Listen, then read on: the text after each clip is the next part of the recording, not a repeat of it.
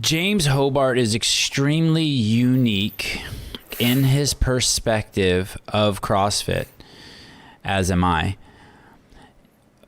James's uniqueness comes from the fact that he was a super high level participant in the frolicking aspect of CrossFit, the Woodstock of CrossFit, the CrossFit Games, where people go and gather to be with like-minded people, kind of like the Grateful Dead or the Rainbow Gathering, but of the CrossFit community. And he participated. He was overshadowed by obviously one of the biggest names and most awesome human beings in the world, Rich Froning at CrossFit Mayhem. Oh, I thought you were going to say Austin Malleola. No, he's blocked by Austin's arms, but not his reputation. And then also James has this, which is pretty amazing, on the complete other side of the house of CrossFit. There's very few people who understand the foundation of what CrossFit is, what actually is, to use Greg Glassman's terms, the DNA of CrossFit, better than James Hobart, because he is not only on the level 1 team, but he is he's a flow master. And he's been with the team since 2010. 10. So it's 2021. That's 11 years. Yeah. Can I ask a question about the Flowmaster, James? Are you, if I'm not mistaken, are you CrossFit level 3 or CrossFit level 4? I'm a CrossFit level 4 coach. Yeah. But that's a pretty difficult distinction to come by, isn't it? It is a pretty difficult distinction, and one of the main reasons is that the old CrossFit level 2 was sort of the DNA for what they used to create the CrossFit level 4 credential. And so the people who passed the old CrossFit level 2, so this was pre-2010, 2009-ish, they grandfathered them into the level 4 because that's what they were looking for the level 4 to be. And that was just really just a 2-day trial by fire. You would come in and you would do some review, and then the next day you would just spend your time doing small group coaching, and then you get evaluated by some of the most senior staff on the CrossFit training department, and you would pass, or a lot of people failed. And then I came through and I helped test out and took the hopefully up and coming new CrossFit level 4, which was the same thing. It's just a practical application and evaluation of your coaching ability and just different metrics inside that ability. So recently, that was probably a couple of years ago, I went through that process and passed that. And you say up and coming. I feel like I've been hearing for a couple of years that this new level 4 is like coming around the corner, but it hasn't really made its debut yet.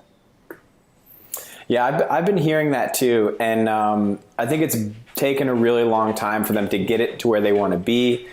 From what little I understand about accreditation and the process of having a course and a test that performs the way it should, because that's like a whole area of study, is when you apply a test, tests are supposed to perform a certain way across the population and, have repeatability and predictability in their application. And because of the nature of a level 4, you're evaluating someone's ability to coach a group class. It's really, really hard to quantify and encapsulate all those. So it's been a painstaking process in the sense that they just really want to get it as right as possible. So it's been very slow to develop, and it's gone through a lot of different iterations, and hopefully it'll get here. I think it's closer than it's ever been, and I'm sure you've heard that before, but having seen the process come as far as it has, it's definitely headed in the right direction. I worked with, for many, many years, my colleague was Nicole Carroll, who runs the training department at CrossFit. And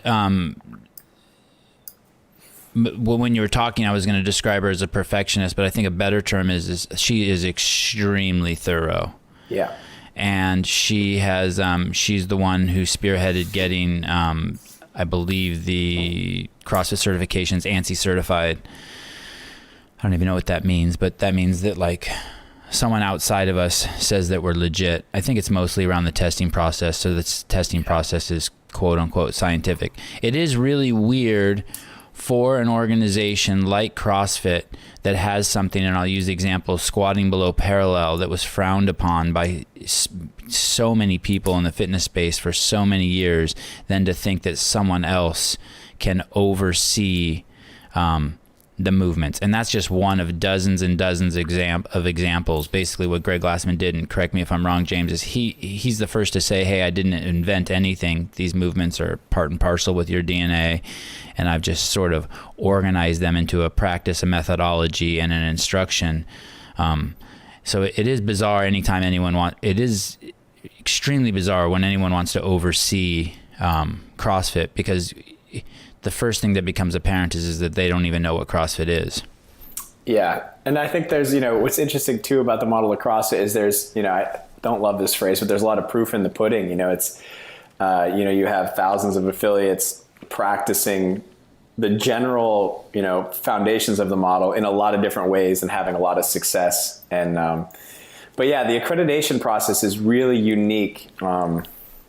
But it was a huge haul, and I know that from what little I was involved with it, not really much at all, but having seen those involved with it on the training department and Nicole Carroll's effort behind it, it was a really huge accomplishment, and it's something they have to upkeep regularly, and it was a huge step in terms of just I don't want to say legitimacy, because I always think seminar staff has been legitimate, but it was a huge step in terms of just growth for the training department and all of their staff.